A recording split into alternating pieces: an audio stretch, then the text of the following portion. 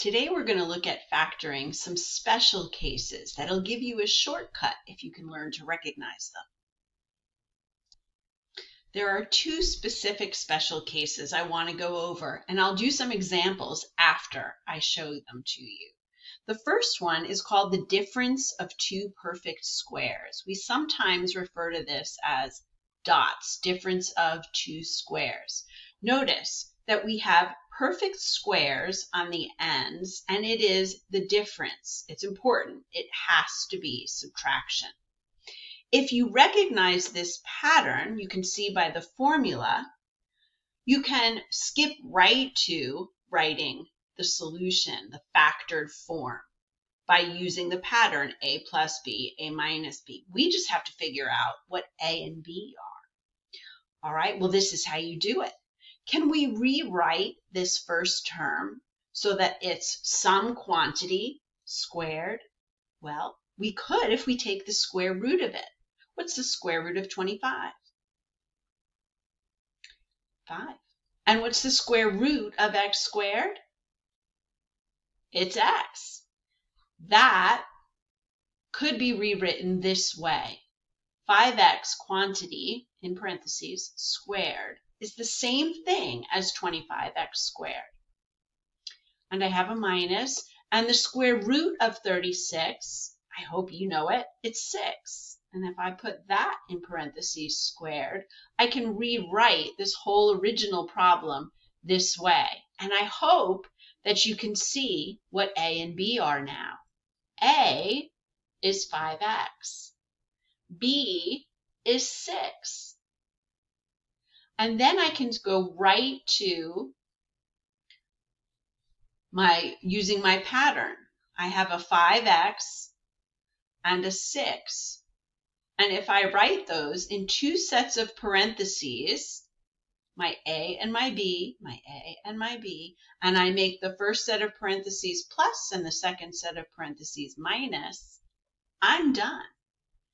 If I was to multiply this back out using the box or FOIL or distributing, what would happen is my middle terms would come out to 30x, 6 times 5x, and negative 30x, negative 6 times 5x.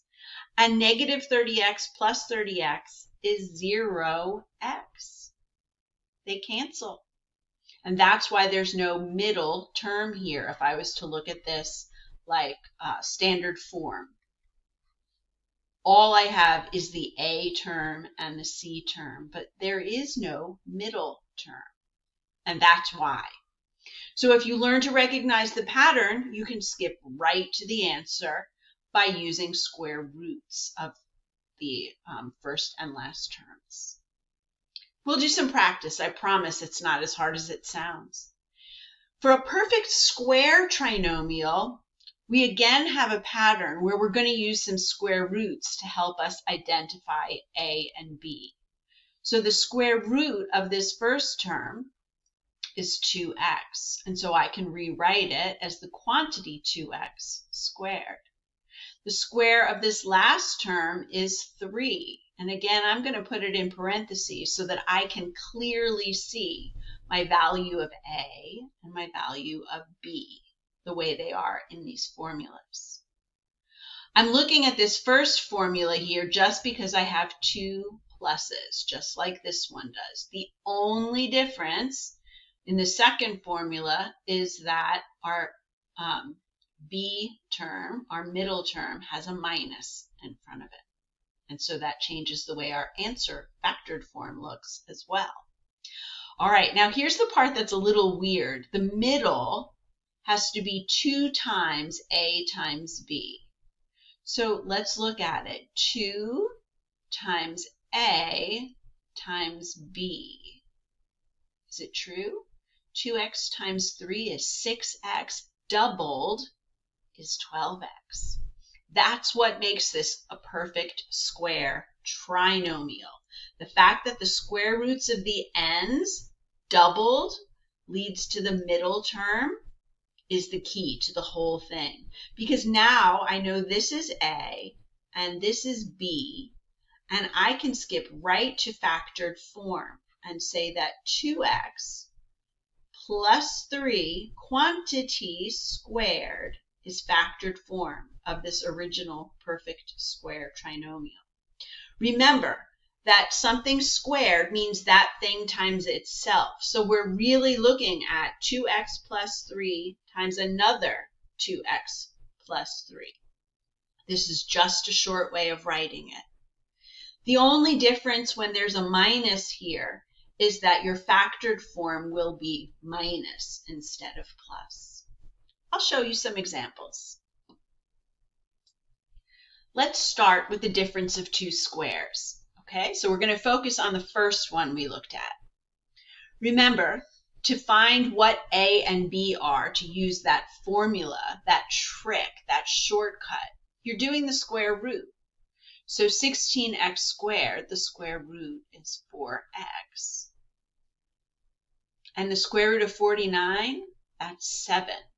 Now I got to tell you, you're normally not going to even write that step.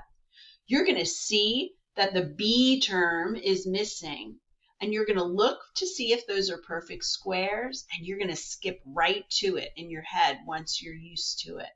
Because first term in the first position, last term in the last position, we make two sets of parentheses doing that, and one parentheses has a plus and the other has a minus, and that's it. Factored form, done. No magic numbers, no box. If you learn to recognize the pattern and you learn how the answer looks, you can skip right to it. Let's look at this one. We know the answer is going to be like this. We just have to figure out what goes in the first position in the parentheses and what goes in the second position of the parentheses. We even know one's going to be plus and one's going to be minus.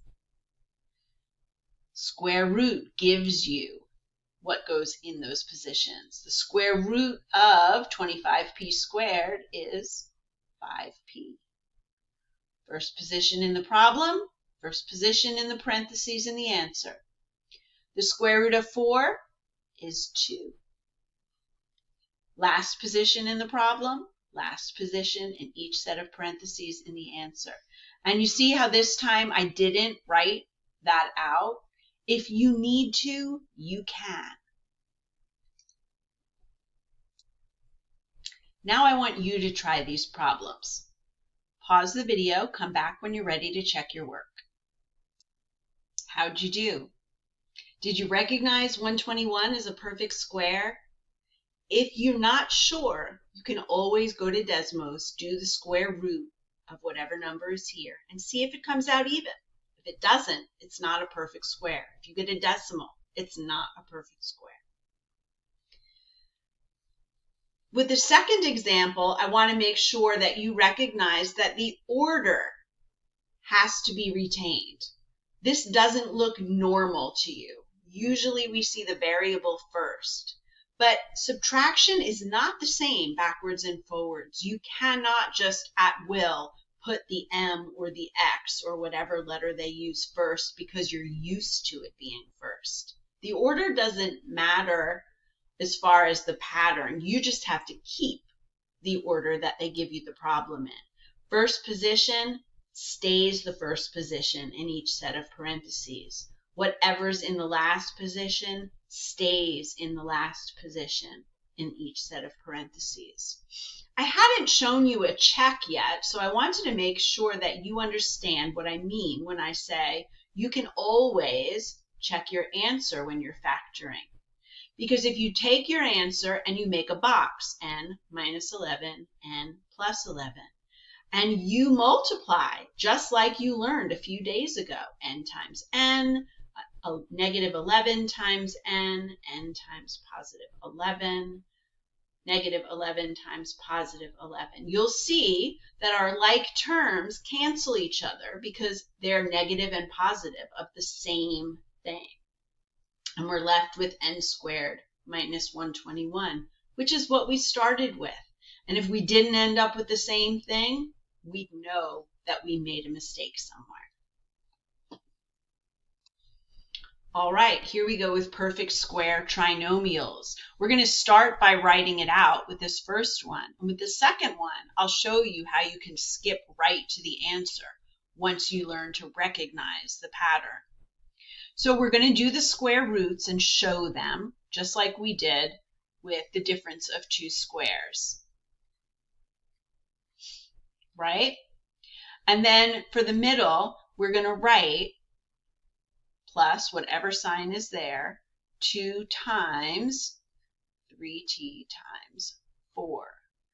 We have 12t doubled is 24t.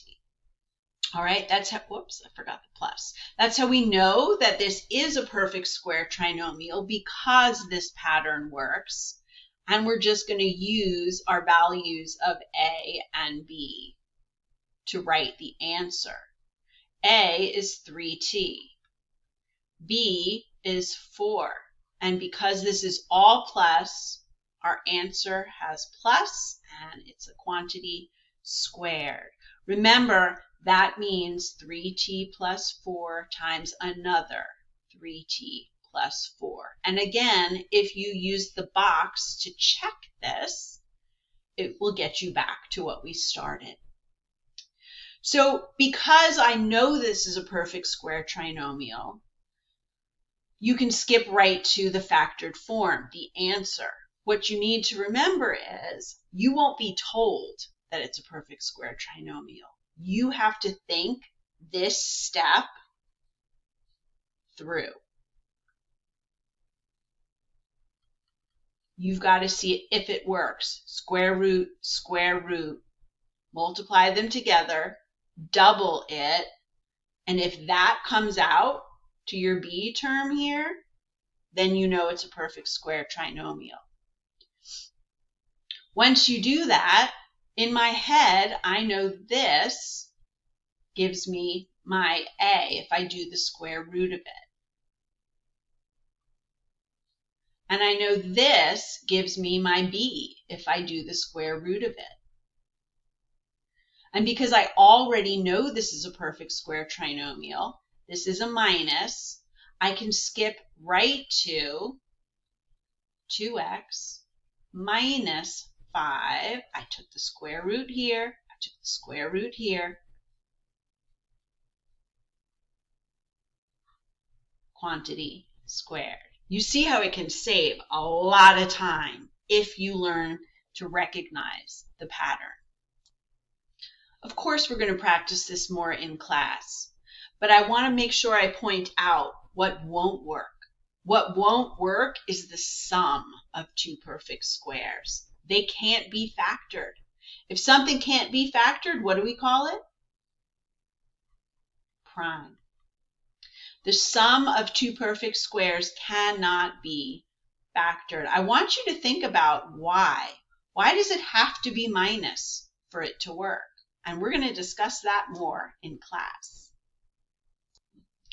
Just to wrap it up, the difference of two perfect squares and perfect square trinomials are special cases of factoring that have great shortcuts if you learn to recognize them. They can still be factored the regular way if you don't catch the special case.